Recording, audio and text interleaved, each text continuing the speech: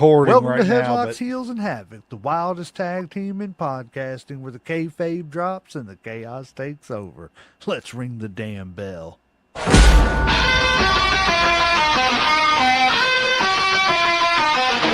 Headlock fight, heels on the prowl, dropping elbows, hearing ground, feel the foul. No script here, just real, no bluff. Kayfabe crack, now the dirt gets rough. Headlocks, heels, havoc in the zone. Stepping in the ring, chaos at your home. No filters, no mask, just raw pants on.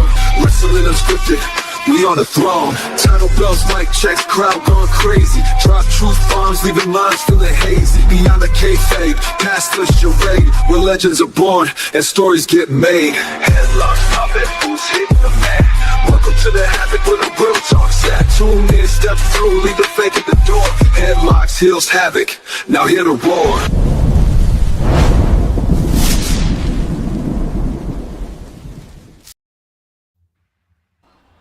Welcome to the show, ladies and gentlemen, boys and girls, children of all ages. I am one half of the greatest tag team in this podcasting game. It's me. It's at Legend. And with me, as always, is, of course, everybody's favorite uncle and my tag team partner, not yours, Uncle Slam.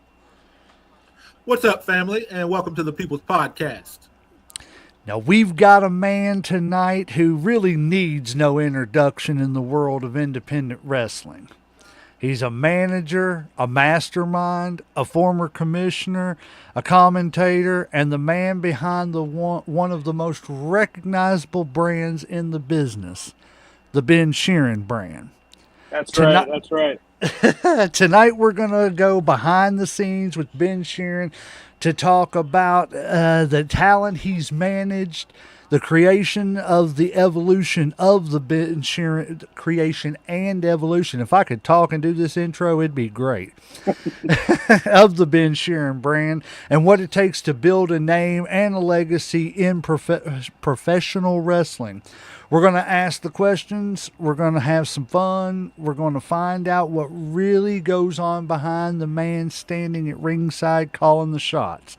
So, ladies and gentlemen, boys and girls, children of all ages, get ready because headlocks are coming down, heels are coming out, and the havoc is about to begin. Ben Shearin, welcome to Headlocks, Heels, and Havoc. Let's ring the damn bell.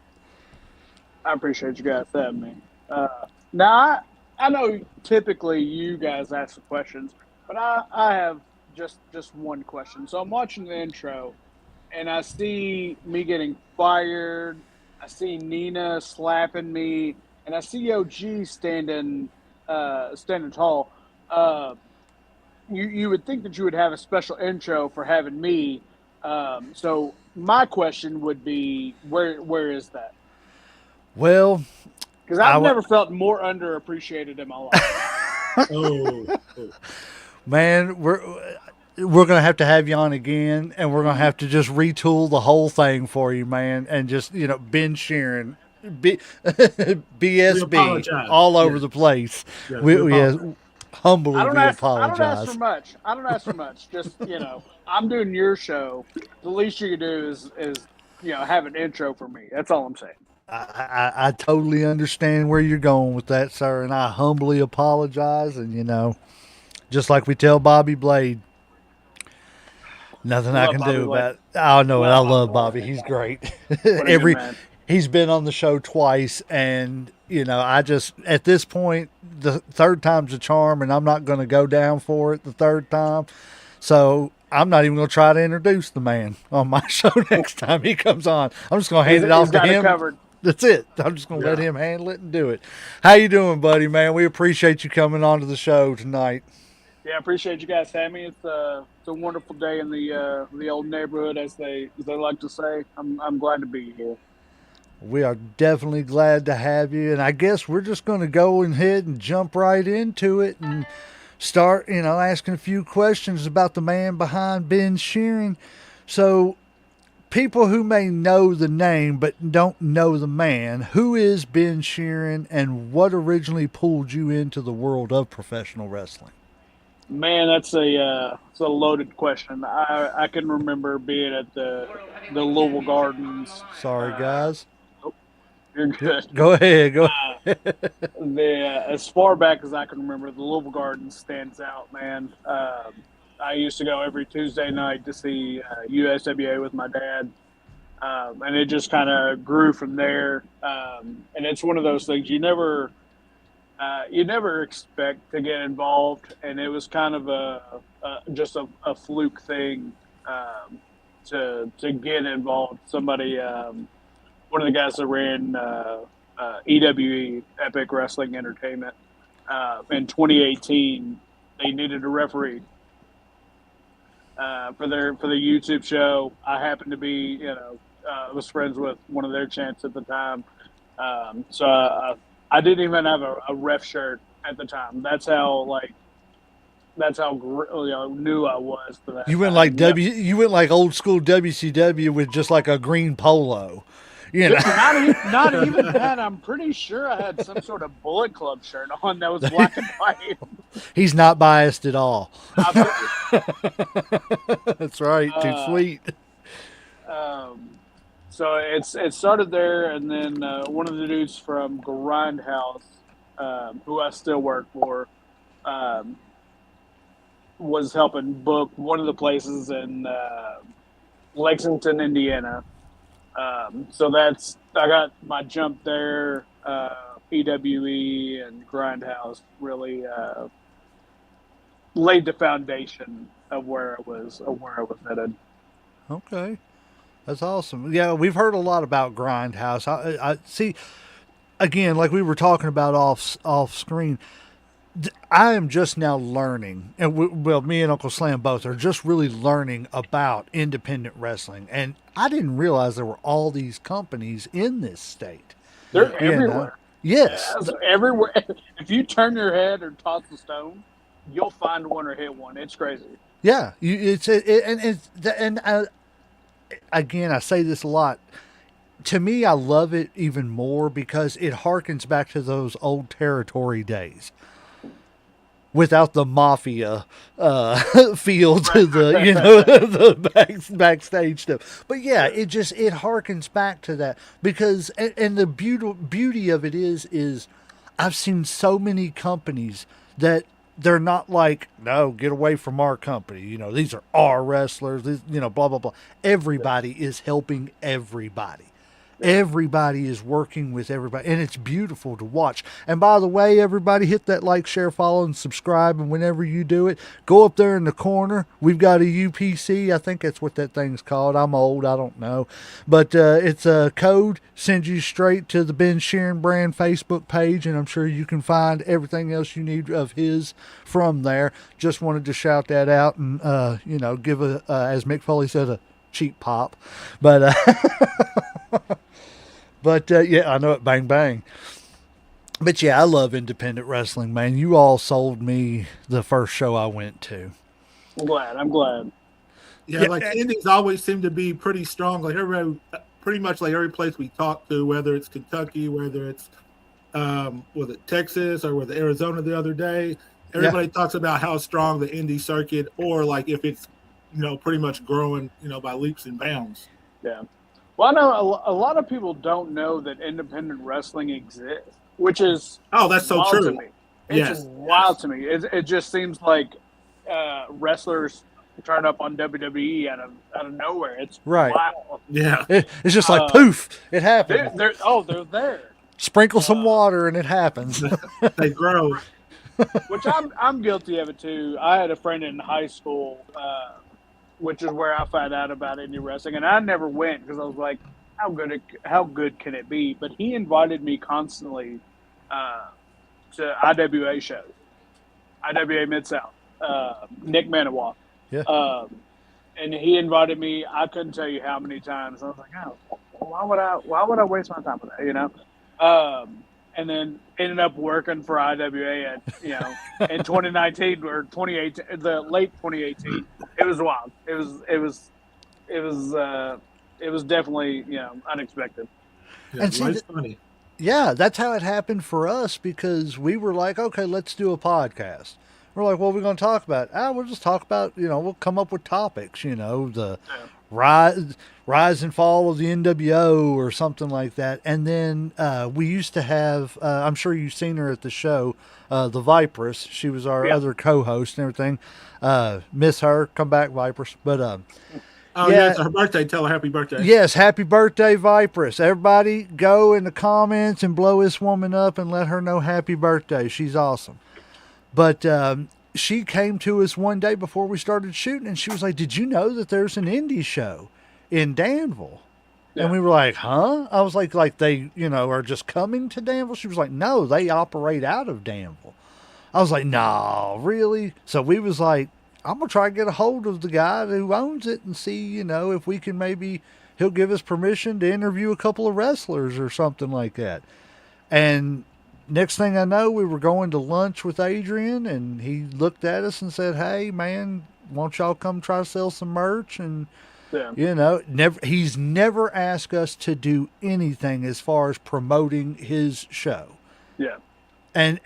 but he gave us everything. And, he gave us the foothold we have, and that's why I will put over EWA. Oh, and I don't mean it towards any other company, but EWA's home for us. Yeah. Go see everybody, Right. Right. but especially come see EWA.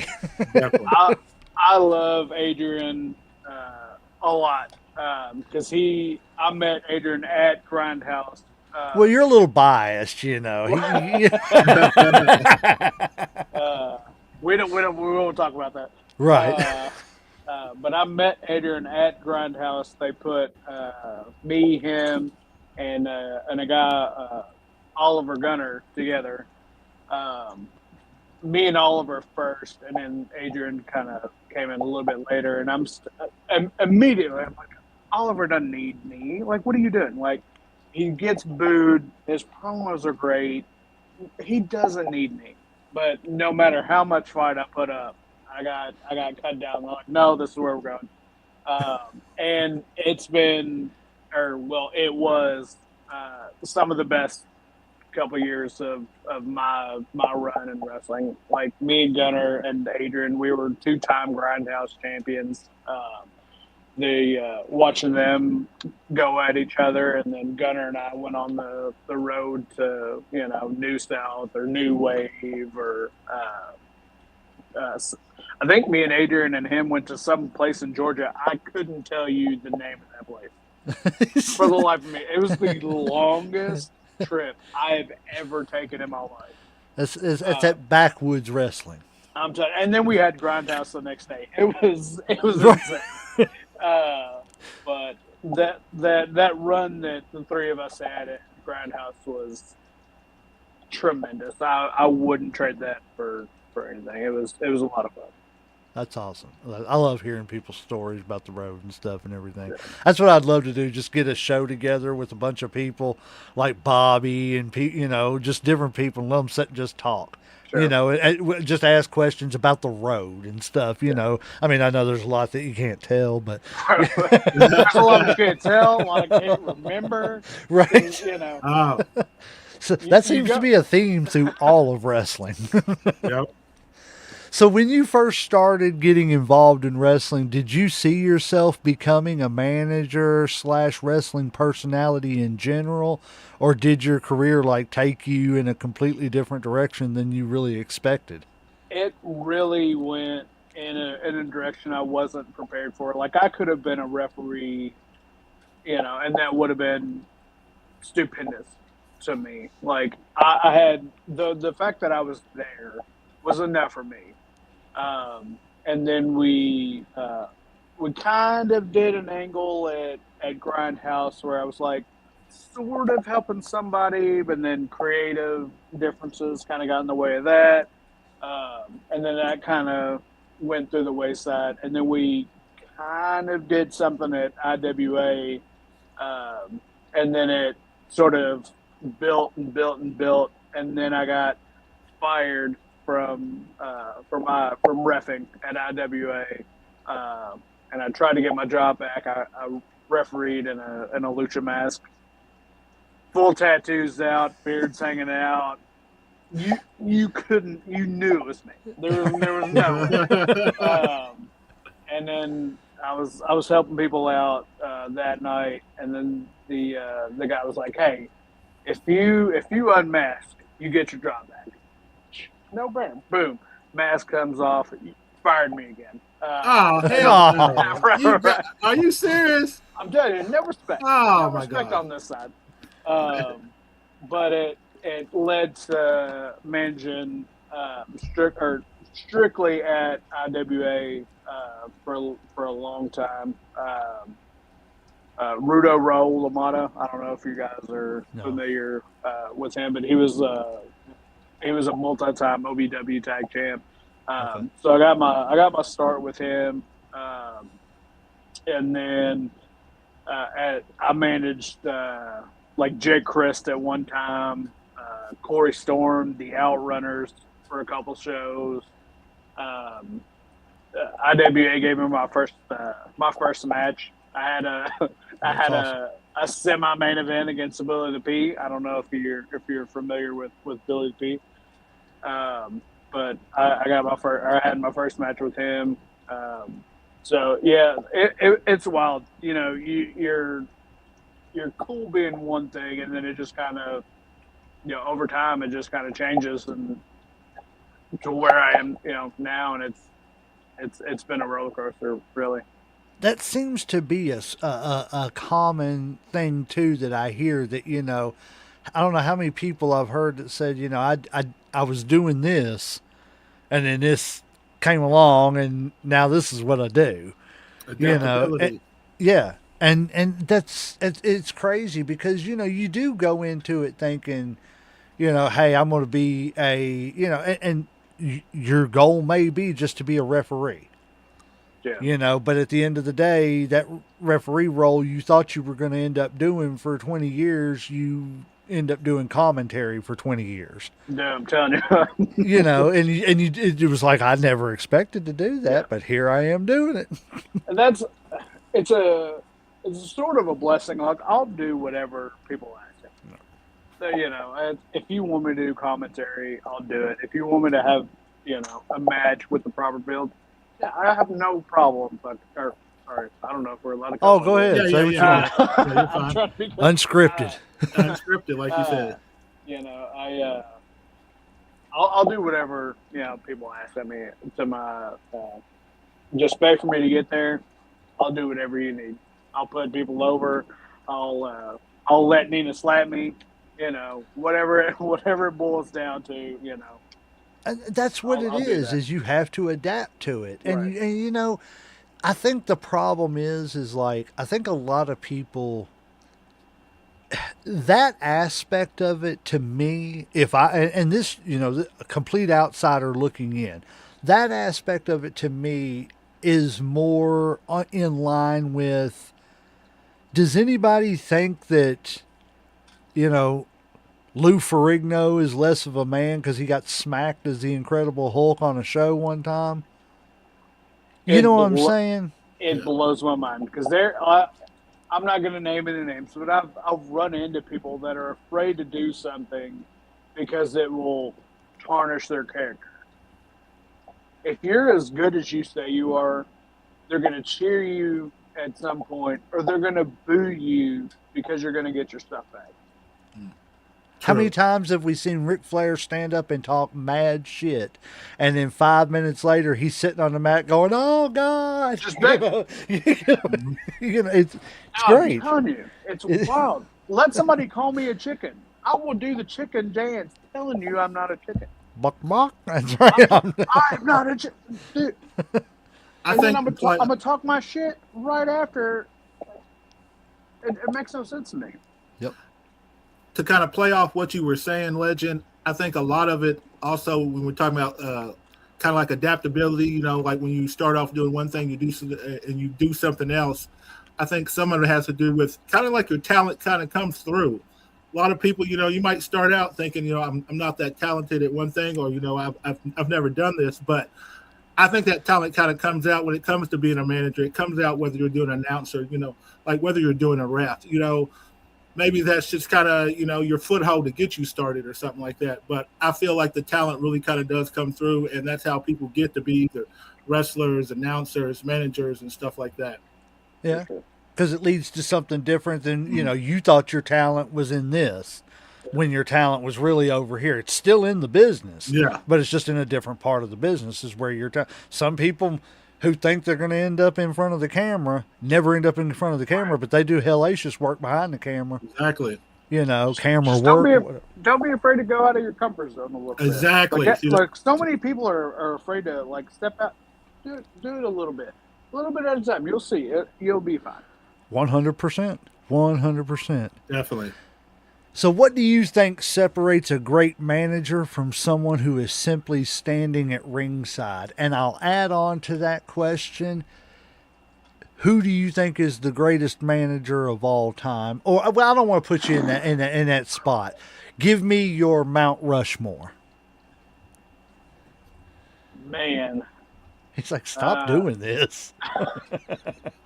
it's an easy 3. Nah. So, Bobby Heenan's got to be up there. Definitely. Jim Cornette. Okay. Yep. I would say that Heyman's up there, despite him not getting super physical lately.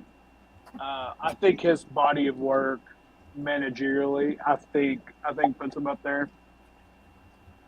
Plus, he's managed one of the greatest factions that doesn't get looked at as one of the greats, the Dangerous Alliance. Oh, Yep. brother, it's they're so Top good. 5 easy, my opinion. Man, I was watching the other day. I think it was Starrcade. It was Sting Squad versus the Dangerous Alliance. Yep. I was screaming like I was 10 again and shit. Like, and they were letting them in every 5 minutes. Oh, boy.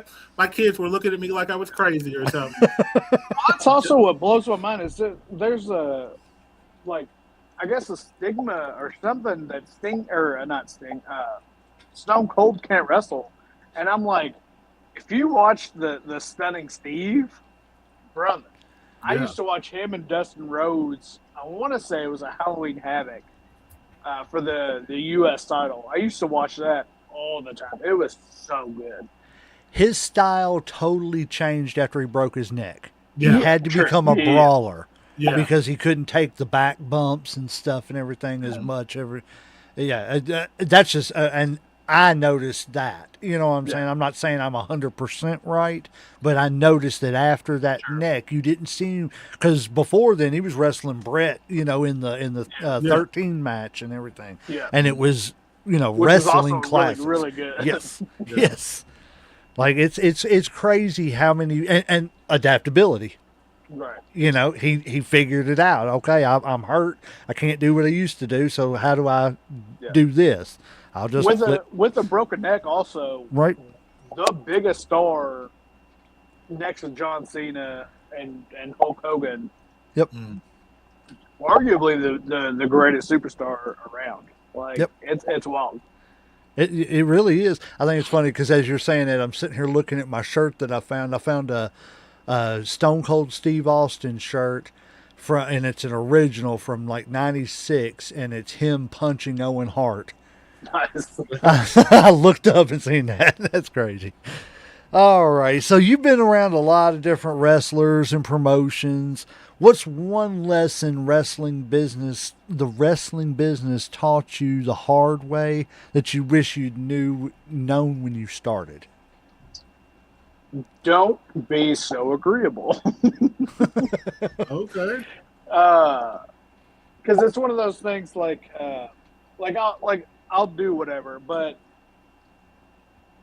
it seemed like for months straight at a certain place, every week I was getting bumped. The finish of the match was taking me out. Mhm. And then in retrospect, I look at it and I'm like, well, that didn't make sense for me to do it every week because it loses. Everybody knew it was coming. Something. Yeah. Yeah, they're waiting for me to be taken out before the finish even happens. So I think doing things that will mean more will help people out in the long run. Like it's one of the things I told I'm gonna call him Adam because it's one of those things I told him. Like he went, I want to do some sort of moon song. I want to do this. I want to do that. And I'm like, why? We don't have to do all that. We can pull one out every now and then just to show you can do it.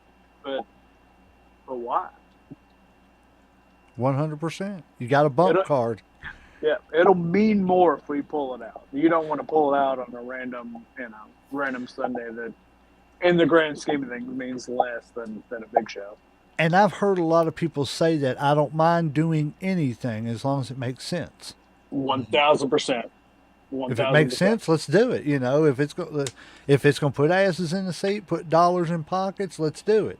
But but doing it every week, like you said, no, eventually people are going to stop coming to pay for that because they're going to go look for the different thing. Yeah. You know? And it loses the impact too. Like if you know it's coming all the time, you know it's expected. Yeah. All right, let's see here. Well, okay, this I don't want to put you on the spot too much, so I won't make. I don't know how to ask this without putting you on the spot though. I don't like the way you're setting that up. I know that setup seemed kind of sketchy. It's like a little sketch. I like it. Well, I mean, I don't want to go to the next show and then we see, you know, a little dissension among the ranks of the Ben Shearin brand, and then they'll be like, "Yeah, them bastards over there causing trouble." Well, you'll be happy to know at EWA the brand it's not a thing right now, so you're safe. Okay. You're good. You got nothing to worry about. We're safe you got for nothing to worry about right now.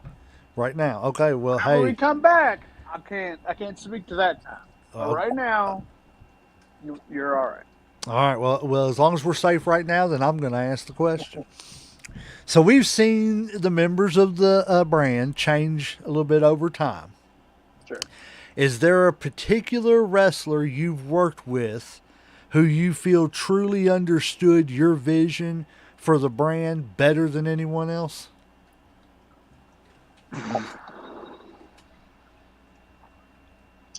I think, which I think is we've talked more about it, and I can't stand OG, but I think OG, given the right landscape to kind of maneuver, I think we could have done something for him. I think he was buying into it. Okay. Until I don't know who got in his ear. I think if he just listened to me. Do you think he started listening to his wife too much? I think that's the problem in marriages. I think you listen to the wife a little bit too much. Nina, I didn't say it. Then she had to go. Well, while we're on the subject, let's go ahead. Let's take it Okay, out. let's take it out. Let's go ahead. How dare her put her hands on me? Like, what gives her the right? I had nothing to do with her. It was all OG in that moment, and then she had to make it about her. Wow. I need to get a hold of her and bring her in here real quick. Let's let them cut promos on each other. I mean, I don't know what to say other than, She stuck her nose in and assaulted me. What do you have to say about that? She slapped me in the face hard enough to knock me out because I wasn't expecting it.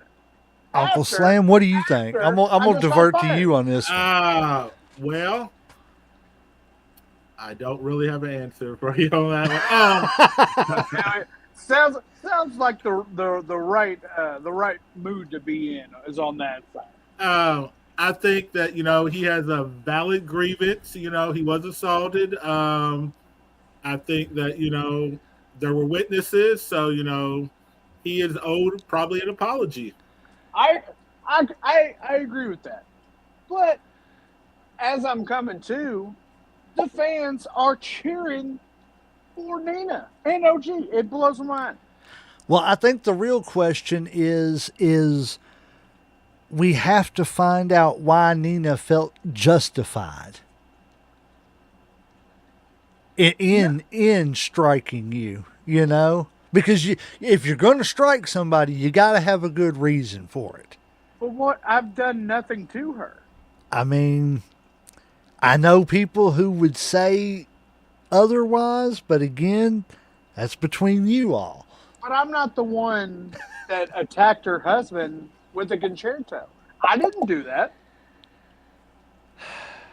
I mean, touche. I mean, he's got a point. He didn't I'm actually standing- do it.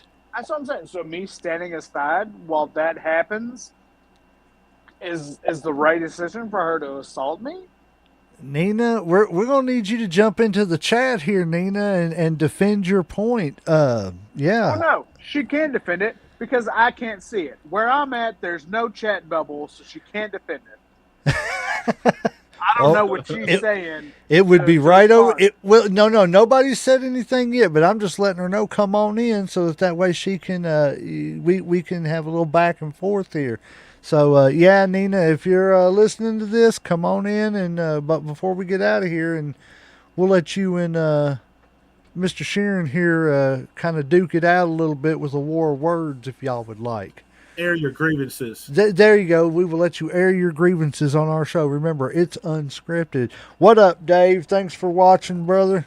Love you I'm to not death. Super listening to Dave. her, honestly.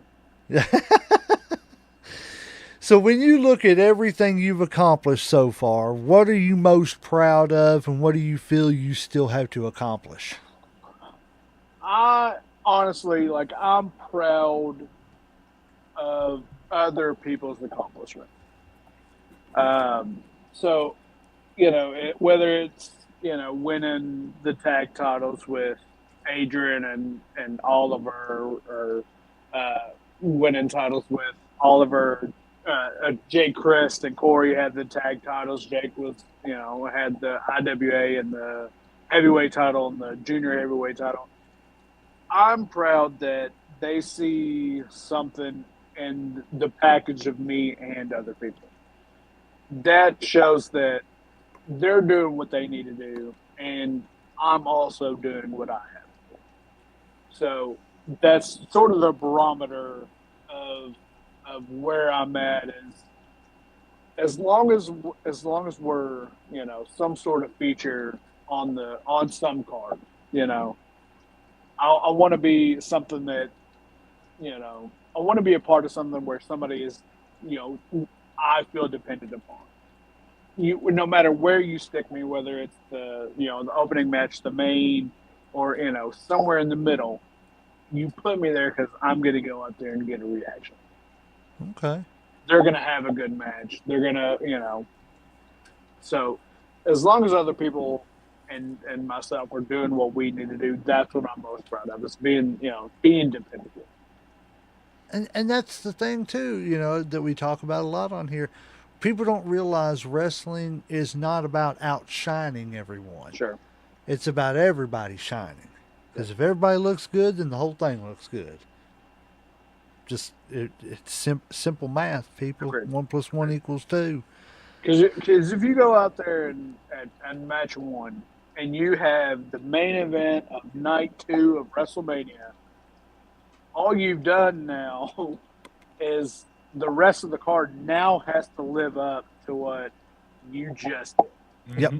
So if you have 47 false finishes, the match after you somehow has to have 48, and then that match, like it's all a building block. Everything's you gotta smooth it out properly. Yep. Well, it's like Shawn and Undertaker said at WrestleMania. They're going to put us on third or whatever. Well, we'll have the main event in the third match. And they did. Which that 25 match was a banger. Yes. Yeah. Yes. 26 was good. 26 was good. 20, like, you can't top 25. It's so good. Yep. I 100% agree. And that's the thing, man. There's so many. Yeah, we could go on for hours about great matches. So when you chose the word brand instead of simply calling it a faction or a stable, what does being part of the Ben Sheeran brand actually mean? Well, it's one of those. Everybody is a faction. Everybody is a group. I think the brand A sets us apart, Hmm. and B, like, we don't all have to be out there at the same time. Because you're a faction, there could be six people that end up on the outside, and then that's just Right. that's a lot of people to try to be in one spot. So the brand, we can kind of meld if we have to come together, at some point.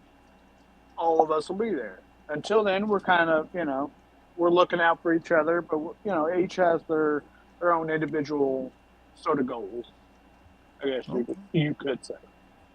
You come together all with the same. It almost to me, All honestly and like minded. truthfully, it harkens back to like a Four Horsemen type group. Yeah. It's I, I, it's just it's sort it's of everybody coming together in agreement on one goal, yeah. but still being able to have your individual success. Yeah, it's like that. It's been likened to the Heenan family. There you go. It's the Nobody Dangerous had to, Alliance, yep. as he stated before. Hey, that's Everybody good didn't have company. to. Yes, it's a company. Yeah, The original NWO. right. You know what I'm saying? Not everybody showed up every time, but right for life. Right. Let's And it's see. one of those things you could it could be Sting versus Hogan, but you always got to be cautious of where Hall is, where Nash is, Yep. where Ted DiBiase or Rick Rude could be hanging out. You never know. Yep. You you knew if Dusty was fighting Rick that Tully and Arn and Ole and Yeah. somebody was Old Nick lingering close Bockwinkel was by. running around. Not Yep. was it Nick Bockwinkel? No, not a horseman. No, who am I thinking of? Well, hopefully it wasn't Paul Roma, because that was terrible. I almost said Nick Dinsmore, and I was like, that's not him. Who? Barry Windham. Barry Windham. No, with an J.J. N. Dillinger. J.J. Dillon. Yeah, Yeah, yeah, yeah, yeah. I was like, they had a manager. Who was it? yeah. J.J. Dillon. I should know. Right, I know it. Look, he's like, look, man, I have my own brand to take care of. I can't think of everything. So you've managed a number of different personalities over the years. So what do you look for in a wrestler before you decide that's somebody I want representing my brand? Well, it's definitely got to be somebody that I see something in. They don't have to be, Bola right away, but it's somebody that I see something in, or I can see something in. So that's where it is, sort of recruiting. You're like, if he listens to me, I could make that guy a star. I can make that woman a star. I don't discriminate. So just listen. If we're like-minded about certain things, I have no qualms about inviting you in. We just have to have the same sort of brainwave. We have to have the same path, and I'll take you to the top. I've been to the top. I've managed multiple champions. So come on, you just listen to me. I'm gonna take you to the top. And to quote Rodney Dangerfield, it's lonely on the top I'm telling you. when there's no one on the bottom. There was the I used to run EWA for a long time. We had the EWA champion, we had the Heritage champion. What's his name? Now I'm blinking. Alex Angel. Yeah. I had him running around with me. Gaston, Clayton Cannon. We were unstoppable. Well, That's a nice we little were stopped, but we were unstoppable. right. Yeah. Until you were unstoppable until you were stoppable. Right. Right. But until then, Until then, it was unstoppable. I'm telling you, Right. we were like a freight train. Yes. Until it derailed.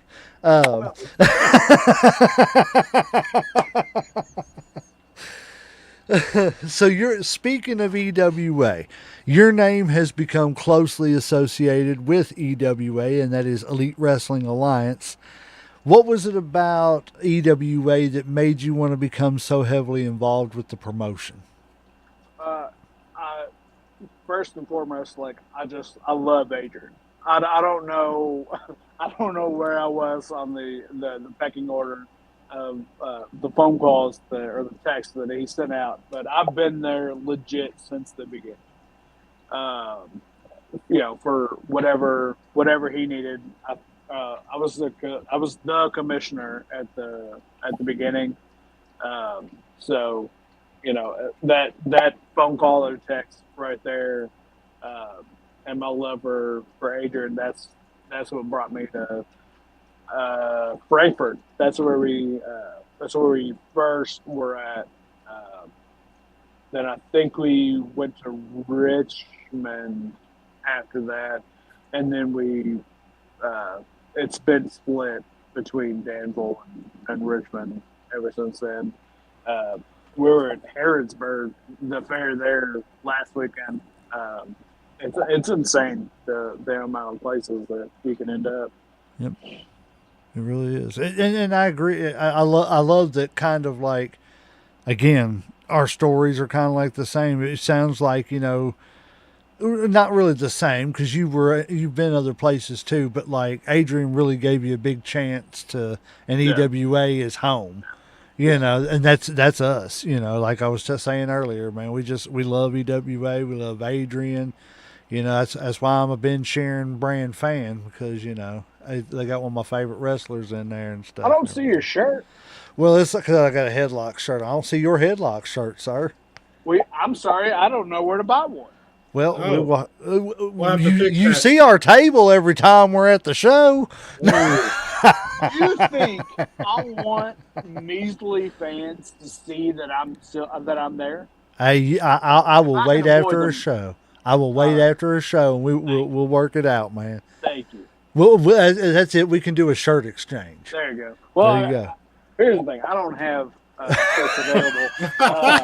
Because there's like nobody buys my shit. They hate me so much they don't want to buy anything. I'm like, why would I spend money? See, they're fans that don't understand, guys. You got to buy the bad guy stuff too, man. That's the cooler stuff to buy. Well, I've got a brainbuster store if people want to buy. Well, there you go. See, go scan that QR code up there, and go start following all his stuff and his links, and go buy his stuff. And while you're at it, message one of us and buy some of our stuff too. Oh yeah, we just had some new shirts come in today. There we Free go. plug See, for you. Free plug just for you guys. there you go. Appreciate it. Oh, let's see.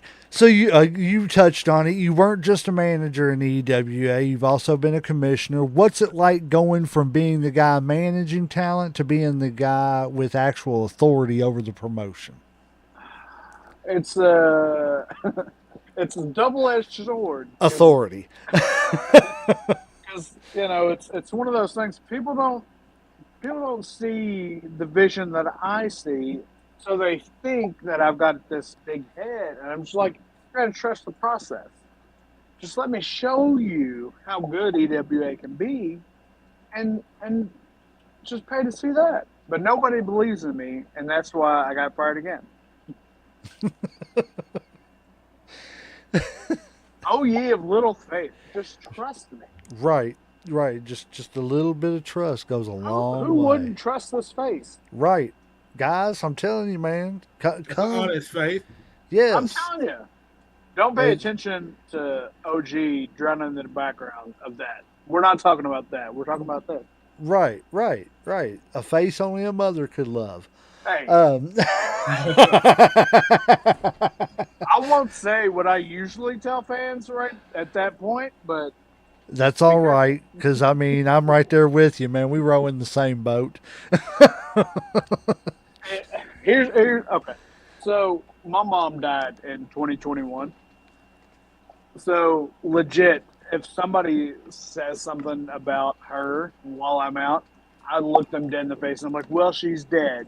And you just see the color drain from people's faces. Yes, And I can imagine. it's perfect. I love it. It's In retrospect, it might be an awful thing to say. but it gets that heel reaction you It's need. the hell reaction. I'm like, well, that's perfect. That's it. That's what I'm looking for. And you know, as long as you don't say anything too outlandish, you don't insult somebody else. Yeah. You know what I'm saying? Your mother, you know your mother. You know whether or not she would be offended by you saying something like that. And at the end of the day, if you don't think she would, and she would be like, hey, you know, you're my boy. I want you to be successful. If you can say something like that and it's not disrespectful, it's the truth. You know what I'm saying? Some people, I can imagine. Oh my God, I'm sorry. I'm sorry. I've had people like, as I'm like walking back around, like, oh, I apologize. I'm so sorry. Shut up. I've made a kid cry Shut up. once. Just from jumping, I accidentally made a kid cry. I had no idea until I was working back around and I saw this kid and just tears Oh, going down their face. I'm like, ugh. I bet At that that is. point, you're like, oh, what do I don't.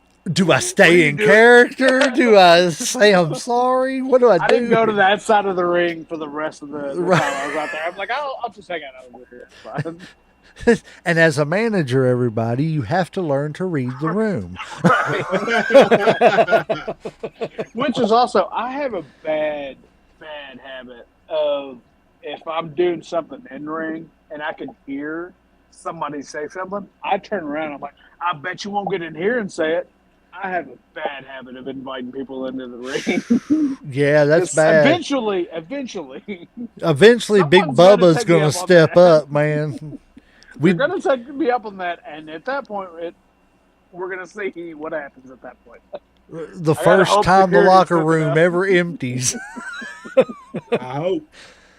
You ain't lying. Please save me. Yeah. Everybody come out here. I'm going to even need the people working these tables. Y'all, come on. Exactly. Help! Help! Oh, Like, man, I didn't know fat boys could run. you talk about a situation that would be crazy to see. That would be crazy. Just see somebody come up over at railing and everything. 'Cause What is your craziest fan experience so far? I'm glad you asked. Uh, I was in the Jeffersonville Arena. I was working for OPW. I can't remember if I've been the commissioner at a lot of places. I can't remember if I was the commissioner there or if I was just managing at the time. I don't remember. But we had beaten up somebody's kid, and the mom was sitting front row. ooh. So we, we're healing it up, dude. So we're beating his ass, like whatever. Well, finally, I guess she had seen enough. She comes over the rail, goes up the stairs, under the ropes, and got face to face with me and Logan James, who was the champ at the time. And you just see, maybe I shouldn't go behind too behind the scenes here, but he balled up to hit her and didn't. But in that moment, it's kind of like, well, what do we do here? So we left. We're like, we don't know what to, and there was like 6 of us, and we're like, all right, we're gonna leave. Whatever happens, we'll leave. I was probably fine, but I was quiet in my walk to my car that night, just in case. Walked a little faster. You never that know. day. You never know who's hanging around. wow, that would be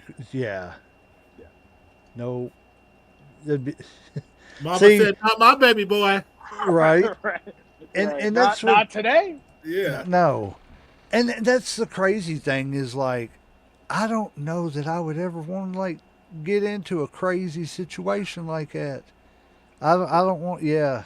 Which I guess in that moment, a mother's love is Right. enough to like to get into the ring with like 5 or 6 other people. But it worked that night. That's all. It worked that night. That's man. Thank you, Mama. Yeah. As Jim Cornette would say, we're gonna pass this off on to Mama. Because that's also the thing. I don't know how long that ass whooping was going to last. So it might be good that she got in there. I don't know.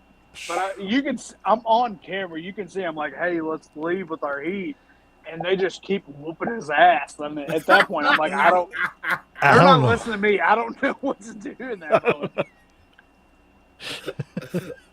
Oh, you You talk can only about pull the reins so much. I Right. don't know what else to do. I can't do any more. Right. Right. They're not listening. It's out of my hands. So I got a few more questions for you, and then I'll let you get out of here. And I know Uncle Slam, he's got a couple of questions. And before I get done, though, I'm gonna put you through like a little bit of a rapid fire too. Just my last few questions is when you look at everything you've accomplished so far and everything, what are you most proud of, and what do you feel like I think I asked you that already, didn't I? Yeah, I think you did. Look, Yep. I wrote the question down twice. That's how, I was really trying to dig deep on that. Here's the thing. I was going to answer it again. I was like, I was getting my answer ready in my head. I was ready to go. It's a good start to a Friday when that happens. Right. So, what do you want people to say about the Ben Shearin brand 5 or 10 years from now? Man, I want us to be like remembered. That's all I want. Like I don't, if we made you feel something, I think that's enough for me. It could be 10 years from now, and like, man, do you remember whenever Berto beat Clayton and Ben got fired? Wasn't that a wonderful? It was so. Well, what an experience that was. Right. That's all I want. I don't want to. If it's probably like a pansy answer, but I just want to be remembered a little bit. Like that's enough for me. Like if you want to, if you want to embellish on the stories of BSB, that's fine. I'm not going to be mad, but remember me a little bit. That's all I want. It sounds like the Dusty answer. I just want to help people forget about their problems for a few minutes a night. And that's cool. That's honorable, because that's what it's about, is just helping people and escape from real life. For sure. So do you see and not just kayfabe, but do you see the brand eventually becoming something even bigger, like a full-fledged wrestling organization of your own, maybe like a training system or something beyond simply just like, managing and doing stuff like and commissioner and stuff like that? I have run one show. The BSB, we had one show. I've seen the inner workings of running a promotion. I had 2 people cancel on me day of, and scrambling to find some sort of replacement was insane. So I don't foresee it being any sort of show, any sort of any sort of anything outside of managing or anything. It's more effort than I want to put into it to do anything than what I do. I love it. I don't love it that much. Right. I don't want to marry it. Right. Which I love wrestling. Oh, yes. I've watched it since I was born. But I've run one show myself, and I've seen the inner workings of a different show, and I want no part of it. If you want me to help you write stuff, more than happy. But you will never get an envelope from me again. I want no part of it. Well, I've run 6 different shows on WWE 2K, and man, that's stressful enough as it is. I don't. Now So here's also the thing. If I won the lottery, right. that might change. I've thrown around like doing one super show if I won the lottery. I'm like, oh, what would that look like? Well, not But only that's that, been but as you would far have as it's money to gone. hire people to help you Right. do things too. True. True. And if you know the bigger and not that you didn't have help or anything like that, but the bigger the crew that you can hire reliable people to just handle things. You don't have to think twice about it. Makes a big difference too with Sure. things. Sure. But yeah, I'd still say it'd probably be more stress than I want to deal with. Sure. I don't see how you. Yeah, nope. I'd have been like, man, just cancel the show. Two people have quit. It's over. Well, that's how, like I'm like Blow it the all up. main events in the ring. I'm running around. I'm uh, paying people, getting PayPal's from other people, and there was somebody who will remain nameless. They got into a little verbal, maybe spitting exchange with some of the with one of the talent, and followed that person into the back, and then you just see them getting pushed out of the curtain and hitting the floor. Oh, I had no idea that happened until an hour later. Oh, that's It's insane. Which and it also pisses me off because I saw it on Twitter a couple months ago, and they had cropped the BSB logo out of it and put their own. And I'm like, if you're gonna steal footage, at least leave my stuff in the lower third so I can get a little bit of credit for it. yeah. I saw people are like, oh, I bet it was scripted. It was unscripted. I promise you. It was not a moment I'm proud of. I tell you, man. I wouldn't. I don't. I don't. And that's another thing too. Seeing a little bit more of how it all works and everything, just being a little closer to it and everything, it makes you respect it so much more. Than even what I did before. You know what I'm saying? I mean, I used to want to defend it when people would walk around, oh, it's fake, blah blah blah. Now I want to defend it even more. Because I know people who for an example, Paige, the Dahlia, like her story. I still, we haven't been able to get her on the show. I want her to come on here and tell her story. One, so she can talk about her disease and get some awareness to it. But literally, guys, this girl goes out there, and I say girl, I don't mean that in any disrespect. This lady, she goes out there. She's got from what I've studied of it, it's a nerve disease. I don't want to, touch on it too much because I don't know. I'm uneducated. That's why I want to have her on the show to learn and everything and let her tell her story. But like, it's a very painful disease. Like, it's like you touch people and it hurts bad, and she's out here taking bumps. That's dedication. That just shows you right there the woman loves wrestling that much, and she's that determined to, be a part of it somehow. So it's like, it's just, it makes you respect so much more. And not just her, but, everybody else, because everybody, the traveling and stuff like that. It's really built up more of a respect for me. I don't want to, I know can speak for Uncle Slam on that, but I'd always let him say the same thing, but it just has, because it's like, wow, it's as much as I respected it before, I've respected it even more now. A lot of people think we go out there and land on a foam mattress, Right. Yeah. and it's not. I promise you. No. And since 2018, whenever I started, I think there's been one ring that I'm like, man, it's pretty padded. Everything else, it doesn't feel good. You have to really love wrestling. Yes. Well, the first time I ever stepped foot in a ring, I was talking to Adrian after a show one time, and I had mentioned something.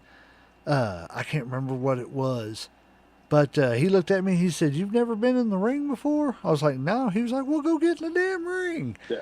I was like, "For real?" He was like, "Yeah, go ahead." I was like, "Oh man!" So I walked up to it. I got up on the apron and everything. Was wiping my feet, trying to show. I know the rules and stuff. Show some respect, especially because that ain't my playground. But I stepped into the ring and everything, and once I got in there, I was like, "Wow." I could feel it under my feet. And then, of course, my daughter sitting there looking at me, "Dad, can I get up there, Dad?" I'm like, "Honey, I don't have permission to do Right. that." Next thing you know, Lexi Green just picks her up and puts her on the ring. I was like, that's that. Yeah. You know what I'm saying? That's what it's about right there. I don't know. I love wrestling. I love the independence. You all do awesome. You know, That's my that's one of my biggest things. I'm like, get in the ring and take a bump. Take one. You will learn so much about a person on that bump alone. Uncle Slam, you want to do it? We haven't talked to Adrian. I'm 47 years old. I think I'm past my prime. I'm going to try something else. I Maybe think AJ Styles was bumping at 48. Yeah. See, but my stuff sounds like Rice Krispie treats. It cracks, snapple, and pop. No, I don't think that's a good idea. That's me getting off the couch. I'm like, man, these Right. things don't work like they used to. I've entered into that phase where every time Dad gets up, it's You got to make a little bit of noise. That's it. All right. Oh well, man, I'm gonna hit you with this rapid fire, and then I'm gonna throw it over to Uncle Slam, let him ask his questions, and we will let you get out of here. So my rapid fire is gonna start with favorite wrestler of all time. Shawn Michaels. See, he's a good man. I knew I liked him for a I won't hold reason. that against you. Don't. We got a Bret Hart. I was gonna. Bret Hart is like 1B. I'll take that. I can respect He's it. up there for sure. Oh yeah. Oh, definitely. I can't. No disrespect to Brett. He's obviously one of the greatest of all time. Favorite wrestling promotion of all time. Oh, you gotta go WWE. WWE. That Attitude Era was something else. It was it's unmatched. Like it doesn't hold up looking back at it, but living through it, it was wild. Oh yeah, because it was like, what in the world is going to happen tonight? Exactly. So yes, I did He too. made fire shoot out of the posts with his hand. Right. What? Now it's like, oh, okay, that's how they did that. Right. Greatest manager of all time. Yeah, you got to give it to Bobby Heenan. All right. See, But Jim Cornette's right there. See, that's my thing. It's Heenan, but I'm digging Cornette's this right guy, there. man. I'm digging this guy a lot. Got good taste. Yes. Most part. All right. Putting you on the spot with this one. Best wrestler you ever managed. Okay, the best wrestler. Best wrestler. It might be Jake Lewis. Okay. Favorite match you've ever witnessed live. Oh, that's a lot.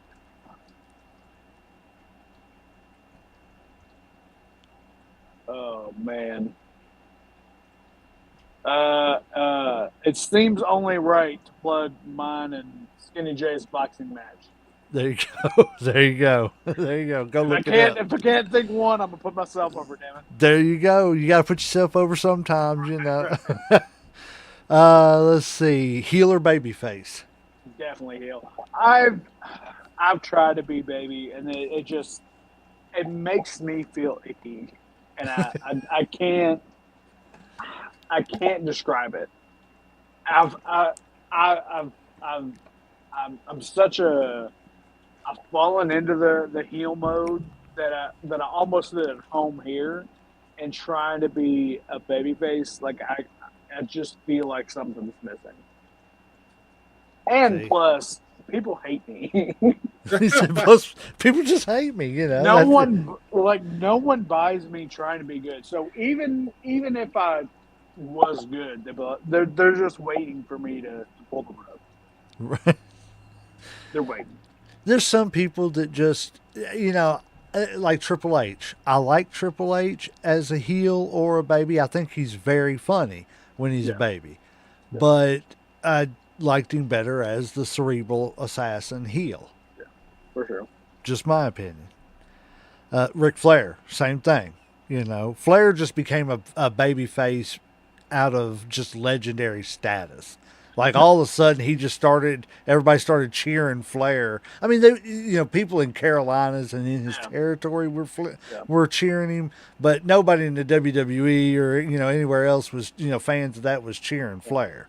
Which is wild. I was talking to somebody the other day, and I was like, heel Hogan and heel Flair changed nothing when they became baby faces, and we're still like cheering. It's wild. Yep. Like they were backbreaking as a babyface to a standing ovation. It was wild. It made no sense, and they were. I would say the only other person that really done that was probably Shawn, that I can think of right off the top of my head. But I mean, I know what you're saying. They had the two biggest impacts. Sure. So, if you could manage any wrestler in wrestling history, who would you choose? I don't know if you've gotten this one, but I think me and Owen Hart, I think we could work some magic. That would be awesome. I love Owen. Yeah. That would be awesome. He was great. Definitely great. Lost way too soon. Very, very, very, very, way too soon. Because, it was just great talent. Yeah. All right. One wrestler you think deserves way more attention right now?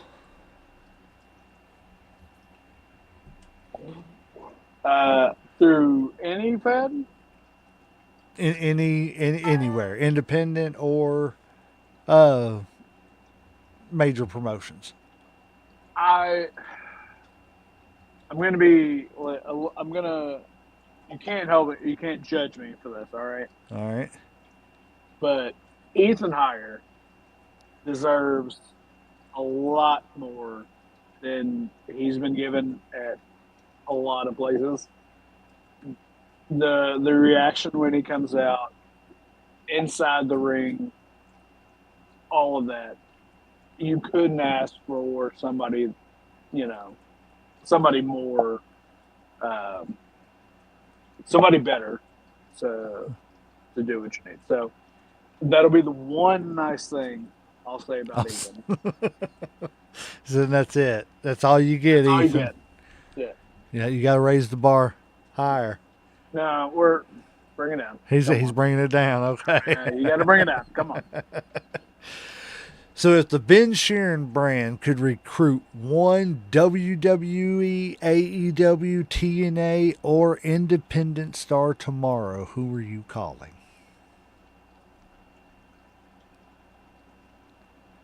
That's a good one. So, selfishly, I'm gonna pick the Outrunners, just because I feel like we could have done more given the opportunity. And I think a heel Outrunner group, I think we could tear it up. So I'll pick the Outrunners. Truth Magnum, Turbo Floyd. You know what's up. Give me a call. There you go. You heard it right here first. All right, my last rapid fire is finish this sentence. The Ben Shearin brand is timeless. Uncle Slam. We're everywhere, baby. He said we're everywhere.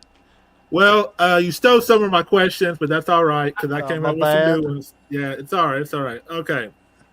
First question is. Hold on, Uncle Slam, before you get started. Crystal Brigman said, cut you off. I'm sorry, but we had. I'm reading a fan reaction before we get out of here. But Crystal Brigman said, "Because you always turn bad." Well, I guess my history is speaking for me on that front. I apologize. Go ahead, Uncle Sam. Sorry about that. Okay, let's see. Let's see. I'm gonna. How do you balance having a regular life and doing all the wrestling with travel that you do? Uh, so for the most part, I don't do anything during the week. It unless it's like a decent opportunity for me. It's a lot of driving for for a shit show that I, I generally won't care about.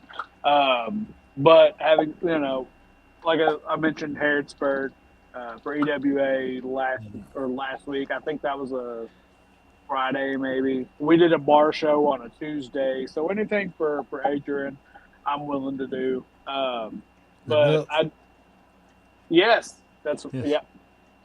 Shout out Nook. Yes. Um, Teddy, love you. I know Teddy. is he the one that jumped into the ring? I haven't seen any footage. I wasn't there. I wasn't able to go. But Teddy's the There was owner of just the somebody Nook. that jumped into the ring to save Ace, maybe. Oh, I I don't don't know. remember. I got to see this now because my ex wife and her boyfriend were there, and I know it was his birthday and he was drunk. So it could have been him. Shout out, Justin. I hope not, because I was like, that's one of the few times that I've like gotten up from where I was sitting, and I came out just in case stuff was got out of hand because someone took a chair from somebody that was looking to go to the ring. Oh, my So I came Lord. out just in case. um, Friday, Saturday, Sunday, whatever you need, I'll be there. Let me know. My calendar is all wrestling stuff, just in case, so I don't forget. I'm old. Sometimes it slips my brain. I got to keep track of it. Um, I have my calendar right here, my friend. I know exactly Dude, what you mean. I'm telling you, I'd be dead without Yep, your name's right there on it, too. it. Somebody's like, "Hey, are you good for the 21st?" And I'm like, "Give me a second. Yep. Let I me have to consult my flip calendar." And I'm through like, "Let me this real quick. I got my Yeah. Rolodex on the other end of the know." desk, too. Oh God. All right. Who has more fun, heels or baby faces? Oh man, I have more fun as a heel. To harken back, I feel more comfortable in uh, that skin, so to say, or so to speak. But I like talking to other people, like they feel more comfortable as a babyface. Like they wanna, be cheered from the crowd. Mhm. They wanna do this or that. So I guess it kind of depends on who you would talk to, in that moment. Um, because there's like my music hits and I get food, and it just elation comes over me. So I can only attest to that front. Okay. Do you like being behind the scenes or in front of the cameras more? Uh, I like being in front of the cameras. I like being in front of the people. I feel like I have to, uh, a lot more to give in that area. But it all kind of I'll do what I'm asked to do, and that's how I ended up doing commentary for a year. I'm behind the scenes right now at EWA. Like I'll do whatever you ask me to do. But I'm also at the age now where I'm like, make it make sense. Like if Yes. you want me to go out and lose, well, it has to make sense for us to do it. Like why, So that's where I'm at now. Just make it make sense. But I think I have a lot more to give in front of the people than I do behind the scenes. But I'm pretty good, back there also. Just I'll do whatever you ask me to do. Okay. what do you think the future looks like for wrestling, whether it be indies, whether it be, like WWE? What do you think it's going to be like in, say, 5 or 10 years, maybe even 20 years down the line? Man, if fans don't kill it first, like there's so much tribalism between like the two major brands right now Hmm. that it could just implode. Because no matter like Ilya Dragunov got released or not released, but his contract's up pretty soon, Hmm. Yeah. and everybody, oh, bring him to AEW, they'll treat him right. The Motor City Machine Guns have made one appearance on AEW, and you haven't seen them since. And just like they made 2 appearances in the WWE. Yeah, so I'm like, Yeah. you gotta, you can't have it both ways. You Yeah. have to, just because you're a fan of one doesn't mean you have to hate the other one. It Exactly. just it blows my mind. So I'll and social media honestly has kind of killed it a little Hmm. bit. Let me ask you this. Sorry, to No, you're good. bounce off of what you were saying there and what Uncle Slam asked you. You were talking about the major brands imploding. Would that maybe be a good thing? So that I that don't way, like the NWA and TNA and stuff like that, could really start to compete and I get don't some of this major talent. it could, but you also have to look at TNA only having so many roster spots. Uh, GCW only has so many roster spots. Right. So where is the rest of that talent going to go if the E and AEW are, you know, Well, but that's the not it? beauty of it because the independents are taking off now. Well, they You know what I'm are. saying? And the money can be. I mean, no, you're not going to get the major money in the independents, but you can make a good living now in the Sure, independents. sure. But if the Fed or WWE and AEW in this, thing, they don't exist. Right. Where's all of the talent that is in AEW and WWE? Where are they going to go? Right. They're going to go to Impact or they're going to go to GCW. Well, they only have so many roster spots, so they get their pick. Well, then that lowers the talent to the next level. So Right. it filters out people on that are on independence to where they're not getting booked, but I see Matt what you're saying. Cardona is. You're gonna, right. You're going to take roster spots Right. Yeah. in the long run, and see that's the drawback to it, because I do think the 2 brands have gotten too big for the britches. They don't care. They put whatever the hell that they want to on TV, whether it's good or not, and they just tell us to suck it up and watch it or don't. Which is also the crazy part because we continue to watch it. Right. Yeah. We're go- We're the Dallas people Cowboys here of freaking fandom here. No right. matter how bad it is, we're still watching it. I want it to change, but I'm still going to tune in. I still have a Netflix subscription Right. to watch it just in case. I'm still able to watch AEW pay-per-views. We won't get into how, but about to said a little too much on the air. Well, and that's the thing is that, like every show you're like, and that's part of why I don't watch as much as I used to. Because being a part of it, you're like, that doesn't make any sense. Yep. Why would they do that there?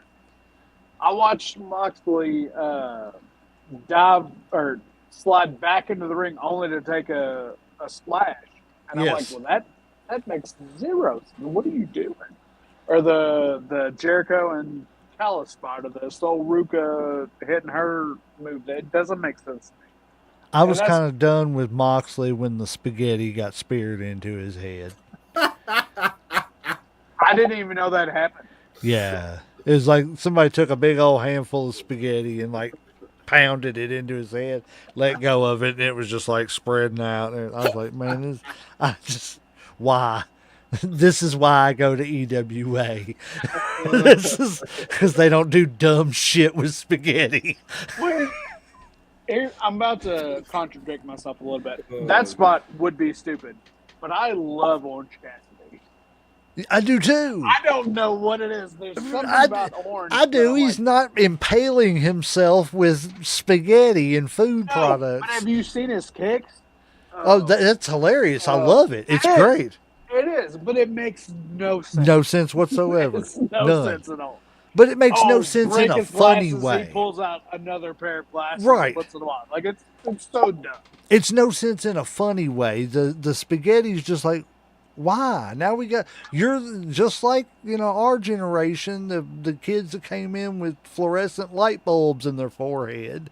Now we got kids coming in with spaghetti in their forehead. Mom doesn't know why she can't cook spaghetti for supper.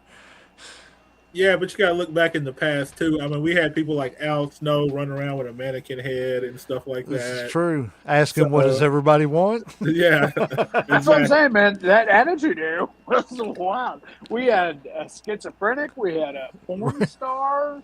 Yep. We had a love machine. A pimp. A pimp. Hose. Yeah, hose. I will never forget that episode of Raw right after Owen Hart passed away, and there was supposed to be the Road Dogg versus the Godfather. And Road Dogg and them they went out to the ring and they said, you know what, instead of this, let's roll a fatty for Owen Hart and skip this match and just go on to the back. And they both just walked out. I was like, that's kind of cool.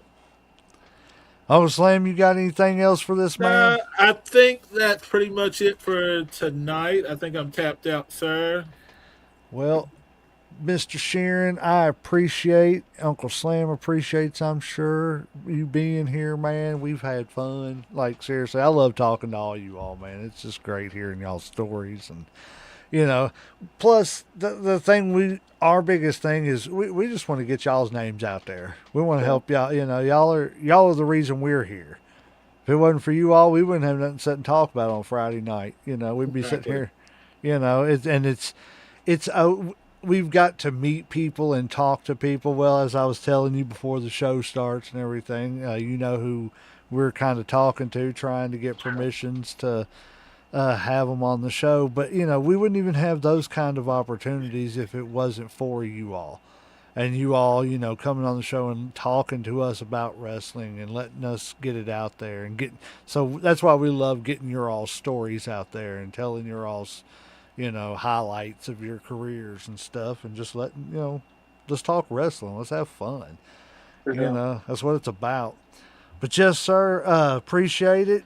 You go ahead, plug anything you want to. Tell everybody where to find you, and plus, everybody go scan that UPC code thingy up there. Well, first off, I wish I had gotten the sunglasses memo that that I apparently missed. Everybody out on. says that. Everybody. I know they do, don't they? Now, we're gonna have to get some digital ones so it just pops up. Just That would put be them nice. up on top. That'd be nice. But I have consolidated all of my social medias to Ben Shearin Brand. You can follow me on Facebook, TikTok, TikTok, I lied. Instagram is all or Ben Shearin Brand on Twitter or X, whichever one. And my Brainbuster store, where you can buy, I think, New Era merch might still be on there, which is the little faction we had before the brand, and it's got 2 versions of the brand merch on there, so you can check that out. We might have sunglasses on there. There you go. And if you don't, we don't have them either. I know what to ask. No, man, we appreciate you being here. It has been a blast. Like we tell everybody, you got an open invitation. Come back anytime you want to. Anything if anything is coming up that you're doing that you really want to promote or something, man, let us know. We'll get it figured out. We shoot 2 shows every Friday. So, and one show is usually just a topic, so we can always bump a topic to, have a show with somebody else. And, like I said, we're about promoting you all and everything. It's what it's about. There's enough pie for everybody to have a piece. Appreciate that, man. Thank you. Not a problem, man. Guys, we appreciate everybody being here. You all go follow Ben Shearin Brand on all the social medias. He's a great guy. No, I'm Sometimes. evil. Yeah, he's evil. He's mean. He's rotten to the core, man. Just come to an EWA show. You'll see. You'll see. He picks on women. Women and kids, man. Just at the shows, though. Just at the shows. Buddy, man, we appreciate you being here. Uncle Slam. Yes, Uncle Slam, you tapped out. I'm tapped out, sir. Guys, referees hit that 3 count. We're going to ring that damn bell.